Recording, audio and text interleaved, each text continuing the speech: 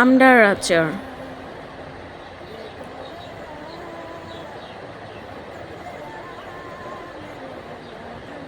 আসসালামু আলাইকুম, স্বাগতম সবাইকে মো ক্রিয়েশন চ্যানেলে। সো আজকে চলে আসলাম আমডার আচারের রেসিপি নিয়ে। সেজন্য আমি এরকম কতগুলো আমড়া গোটা নিয়ে নিব। এবার এগুলোকে ছিলে ভালো করে পরিষ্কার করে ছিলে ধুয়ে নিয়েছি। এবার এগুলো আমি আস্ত আমড়া দিয়ে আচার বানাবো, সেজন্য মাঝখানে কেটে কেটে নিব, টুকরা করব না, এগুলো আমি আস্ত রেখে দিব। আমি সবগুলো আমরা দেখেন মাঝখানে ফালি ফালি করে দিয়েছি, বোঝা যাচ্ছে কিন্তু দেখতে অনেকটা। এবার একটা ফ্রাই প্যানে আমি আমড়াগুলো রেখে তার মধ্যে হচ্ছে মরিচের গুঁড়ো, হলুদের গুঁড়ো, ধনিয়ার গুঁড়ো, তারপর হচ্ছে চিনি, লবণ, একটু 1 চিমটি লবণ সব কিছু মিশিয়ে কিছুক্ষণের জন্য ঢেকে রেখে দিব। বেশিক্ষণ না, আধা ঘন্টা বা 5 মিনিটের জন্য ঢেকে রেখে দিব। তারপর আমি এগুলোকে একটু নেড়ে দিব, নেড়ে চেড়ে আবার একটা চুলায় মিডিয়াম আঁচে বসিয়ে দিব। দেখুন আমি এগুলোকে চুলায় মিডিয়াম আঁচে বসিয়ে দিয়েছি, বসিয়ে যাবো, একটু নেড়ে চেড়ে দিব। খানিকটা একটু ভেজা ভেজা হয়ে গেলে ঢাকনা দিয়ে ঘুরে দিব। ঢাকনা দিয়ে ঘুরে দিলে কী হবে, চিনিগুলো গলে বলক চলে আসবে। দেখুন আস্তে আস্তে বলক ওঠা শুরু করেছে। আমি এখন ঢাকনা দিয়ে ঘুরে দিব। ঢাকনা দিয়ে ঘুরে দিয়েছি। এবার দেখুন আমি ঢাকনা সরিয়ে আপনাদেরকে দেখাচ্ছি। আমরা আচারগুলোতে ব্লক চলে আসছে। দেখেন আমার আচারগুলোতে ব্লক চলে আসছে।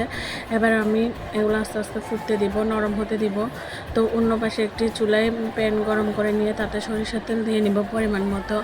তার মধ্যে আমি রসুন কুচি দিয়ে কিছুক্ষণ নেড়ে চেড়ে নিব। তারপর আমি এখানে আবার হচ্ছে আপনার মরিচের গুঁড়ো, ধনিয়ার গুঁড়ো, হলুদের গুঁড়ো, তারপর হচ্ছে একটুখানি চিনি আর একটুখানি লবণ আবার সব কিছু মিশিয়ে অ্যাড করে নিব। তেজপাতা, এলাচি, শুকনো মরিচ যা যা আছে সব কিছু মিশিয়ে ভালো করে বাগার করে নিব, মিশিয়ে নিব। যখন ভালো করে মিশানো হয়ে যাবে, ফুটে উঠবে, তারপর আমি আস্তে করে আমড়াগুলো ঢেলে দিব।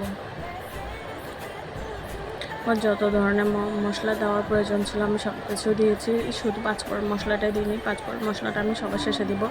সব কিছু দেওয়া শেষ, এখন আমি আমার আমড়া গোটাগুলো দিয়ে দিব। দেখুন আমার আমড়া গোটাগুলো অনেক সিদ্ধ হয়ে গিয়েছে, অনেকটা নরমও হয়ে গেছে। আমি আপনাদেরকে দেখিয়ে দিব কতটা নরম হয়েছে আমার আমড়া গোটাগুলো।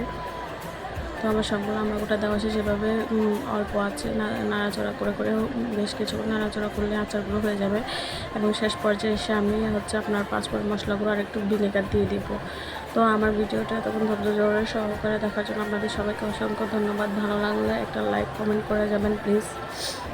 সো আমরা আচারটা কেমন হয়েছে জানাবেন। এখন আমি আপনাদেরকে দেখাচ্ছি কতটা নরম হয়েছে, তা দেখলে বুঝতে পারবেন আমরা আচারটা কতটা নরম হয়েছে।